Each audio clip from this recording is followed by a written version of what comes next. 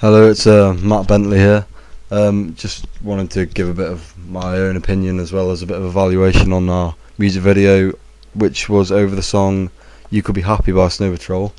The introduction, we wanted to establish the shots quite quickly, so what we did was we showed the mimer, the scenery, and the dance, as well as some of the arty shots. But what we did wrong was we sort of missed out the horse shots, which is quite an important part of our music video in total. So if we did it again, obviously we'd have to slip that in a bit nearer to the start.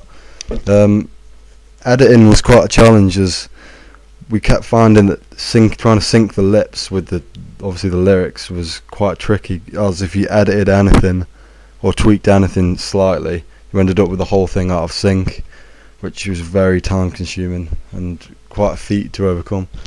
Another challenge was cutting the shots to fit in time with the music itself, as the song has a very slow tempo, which caused quite a few issues as far as the cuts came, because after a lot of research we figured out that most music videos, a shot doesn't last more than half a second, which made this one of the bigger challenges of the editing.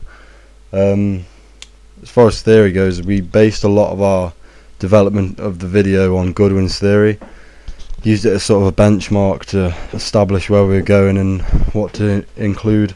This helped us a lot. We used a lot of close-ups, but we also combined this with other shots to obviously so that it didn't provide like a boring experience for the audience.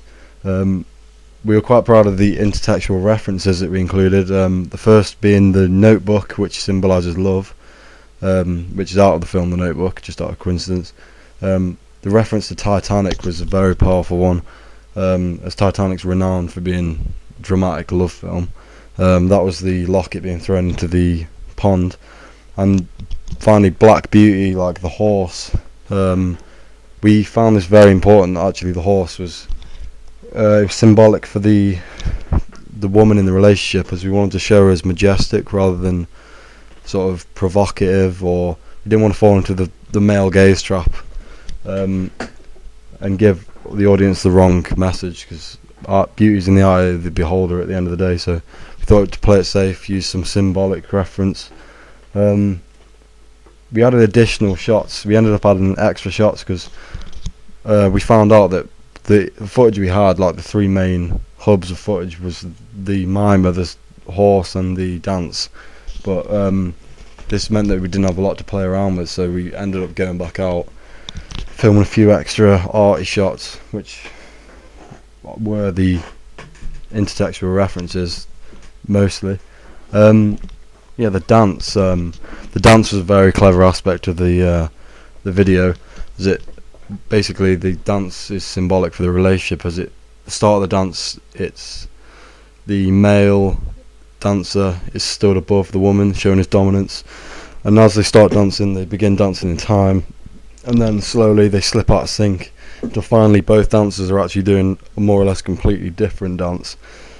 Again, it's important to say how the start and finish stances completely rotate, as at the end the woman is shown placed above the man, which again shows her change in role in the relationship.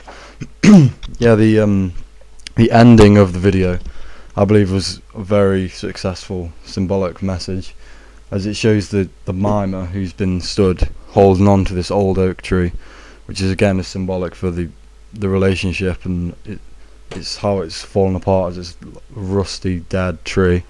The fact he lets go is quite a strong reference as to the lyrics, as he's finally managed to step away from the relationship, and is a strong message for letting go, which I think personally worked very well.